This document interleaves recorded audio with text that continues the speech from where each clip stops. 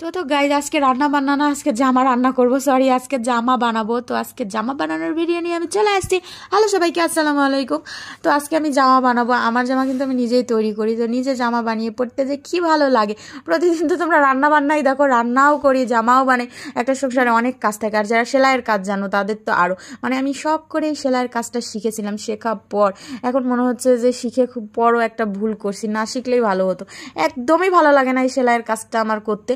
তবে এত পরিমাণ আজুরা, যখন আমি টেলার্সে যাই যে শুনি কয় টাকা, যখনই বলে এত টাকা, তখনই আমার মনটা বলে আমি কাজ শিখে অনেক অনেক ভালো করছি। এত টাকা দিয়ে যদি জামা বানায়নি, তাহলে এই টাকা দিয়ে আরেকটা জামা হয়ে যাবে আজুরার টাকা দিয়ে। তো তারপর আমি সুন্দর মতো এই দেখো কেটে নিলাম। তারপর নিজেরটা যে নিজে বানাতে পারি, শুক্রিয়া আলহামদুলিল্লাহ। এখন অনেক টাকা মজুরি হয়ে গেছে। একটা সালোয়ার আর একটা কামিজ বানাতে 500 টাকা, এখন 500 টাকা লাগে। 500 টাকার সাথে আর 500 টাকা দিলে আরেকটা 3 পিস হয়ে যাবে। তো গাইস তারপরে আমি এখানে কাটছিলাম হচ্ছে যে পাইমাজা, মানে সালোয়ারটা আমি কাটতে চাইছিলাম অন্য স্টাইলে, কিন্তু কাটা হয়ে গেছে আরেক স্টাইলে। তো যাই হোক, পরে কাটিং কুটিং করে সব ঠিক করে নিয়েছিলাম।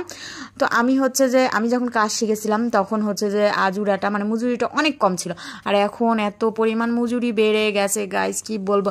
তবে টেইলার্সে জামা কাপড় বানালে অনেক সুন্দর ফিনিশিং আছে। আমি সুন্দর করে ফিনিশিংটা দিতে পারি না, মানে সুন্দর করে কাট করে একদম সমান সমান করে সেলাই করতে পারি না। একটা পার্ট বড় হয়, একটা পার্ট ছোট হয়, এমন হয় আমার কাজ। কিন্তু গাইস পরার পর দেখতে ফাইন লাগে, ফাইন। পরার পর দেখতে ভালো লাগলেই হলো, ভিতরে যা আছে হোক। তো তারপর আমি সুন্দর করে একটা ডিজাইন করবো, যেন ছোট ছোট কাপড় কাট করে নিলাম। এটা দিয়ে একটা ডিজাইন হবে, যেটা আমার মানে আমি শুরু থেকে এই ডিজাইনটা করি, মানে এই ডিজাইনে খরচ কম আর হচ্ছে ঝামেলাও কম। এই জন্য অন্য কোনো খরচের ডিজাইনে আমি যাই না। লেস টেস এই সেই পুঁতি টুতি দিয়ে অনেকে ডিজাইন করে জামা বানায়। আমার এত ধৈর্য নয় গাইজ, এত ধৈর্য ধরে তো আমি শুধু ফেসবুকেই কাজ করতে পারি, অন্য কোনো কাজ আমি ধৈর্য ধরে করতে পারি না। এই দেখো অলরেডি আমার জামা তৈরি হয়ে গেছে। কামিজের যে সাইড ফাড়া সেটা আমি হচ্ছে সেলাই করছি, আর সাইড ফাড়া সেলাই করতে যে এত প্যারা কি বলবো, আমার শুধু কস হয়ে যায়, বাঁকা হয়ে যায়। অনেক চেষ্টা করার পর এখন আমি অনেক সুন্দর করে সাইড ফাড়াটা সেলাই করতে পারি। তারপর আমি আরেকটাও কাট করে নিয়েছিলাম, আরেকটা 3 পিস, সেটা তোমাদের দেখানো হয়নি, কিন্তু সেলাই করছি।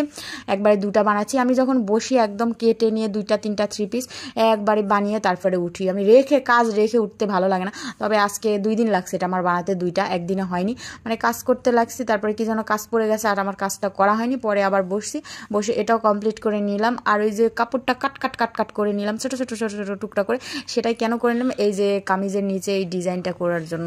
মানে এই ডিজাইনটার খরচও নাই, আবার ঝামেলাও নাই, মানে কাপড় যেটা বাসে সেটা দিয়ে সুন্দর মতো এরকম ত্রিভুজ ডিজাইনটা হয়ে যায়।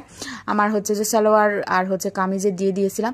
এটা দিলে একটু লংও হয়, যেহেতু আমি অনেক লম্বা, 5 ফুট 7, তো আমার 3 পিসগুলো বেশিগুলো একদম ছোট হয়। তো এইভাবে ডিজাইনটা দিলে অনেক লম্বা হয়, দেখতেও ভালো লাগে।